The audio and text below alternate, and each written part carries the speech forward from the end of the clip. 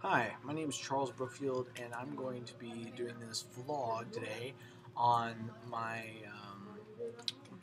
take on the exercise and meditation form known as yoga. Now, I'll just come out and say it. I think stretching your appendages into the sky in perverse and odd positions is a ridiculous idea for trying to speak to God or some sandal-wearing celestial being. I think that's stupid, and it could, I just I don't see the point in it. I really don't. I think it's silly.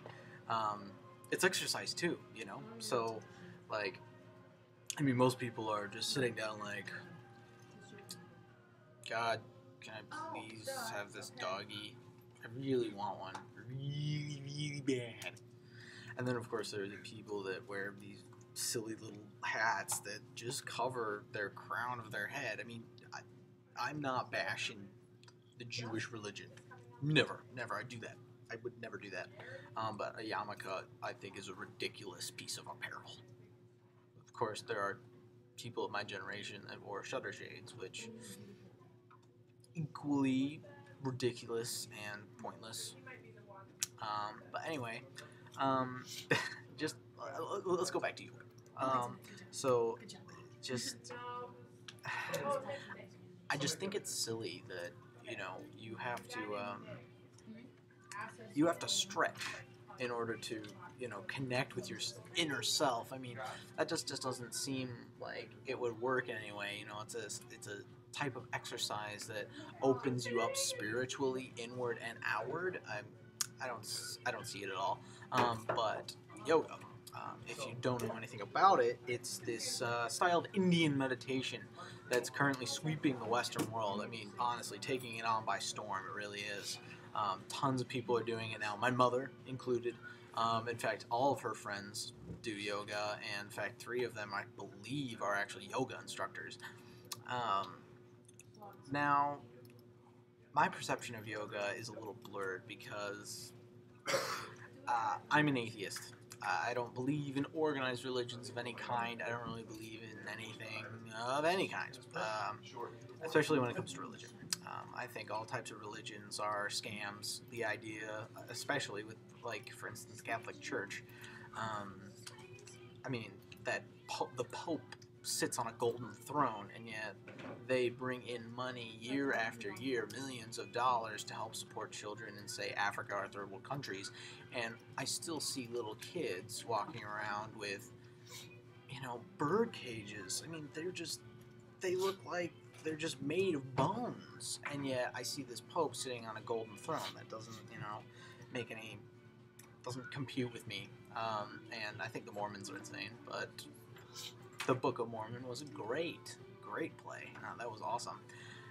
So anyway, the idea of doing, this to connect with this is like, what? I don't understand. Anyway, um, but unlike many other members of my generation, or actually like many members of my generation, we're hypocrites. Um, we like to beat on things that we think make us look silly or stupid, and, well, we don't really give it a fair chance. Me, on the other hand, I happily, when my mom told me that, hey, maybe you should take on the view of somebody who does yoga, I was like, yeah, that's a good idea. And so I went to yoga lessons. I tried Bikram the first day, or Bikram, however you want to pronounce it. There are many different pronunciations. I looked that up as well. That's a heat style of yoga. So what happens is you are put in a humid room where the temperature is slowly increased over the experience, or over the exercise that you have. So you'll be sitting in there, and every stretch it'll go up, 2 degrees. I almost passed out for that, actually. I was sweating like a pig down in the middle of the South. Anyway, so that was tough, actually, and most of the people there were completing the stretches, and I wasn't, not at all. They were too difficult for me. I'll say it. There were 60-year-old women there that were doing better than I was. But anyway, I tried it, I tried it. And the second time was better. I didn't do Bikram that day. It was just normal sort of yoga. My mom calls it Om yoga though, and I didn't realize why, but I figured it was some sort of stretch. But I was wrong, and halfway through the exercise, the yoga instructor said, "Time to do our Oms," and everybody around me started going, "Oh," and I couldn't keep myself together, and I laughed. It was pretty embarrassing, but she kind of slapped the back of my wrist and said, "Hey, you can't do that. This is judgment-free zone," and it really was. I mean, every time I went in there, I felt judge-free, and it was nice, being able to go into a space, being able to stretch like that. I mean, honestly, for that time, for about 5 minutes there, where I was just able to let go of everything, even the girls in front of me with tight yoga pants, they weren't a distraction, which, for a 17-year-old boy, I'd say that's a pretty big accomplishment. My judgment's impaired every 5 to 7 minutes, so it was nice. It was nice, and I came out there still laughing, but I felt better for it, So yoga, valid exercise, definitely. I mean, all that stretching, it'll help you out. I mean, I still do it every week or so, just to kind of have fun with my mom, and it's nice,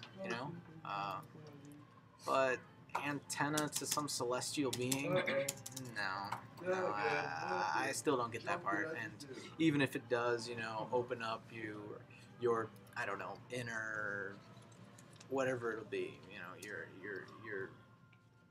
inner comfort, just anything of that kind. I don't know about that, but definitely valid for exercise. Thank you for listening, and maybe I'll post another one of these. Who knows? Thank you.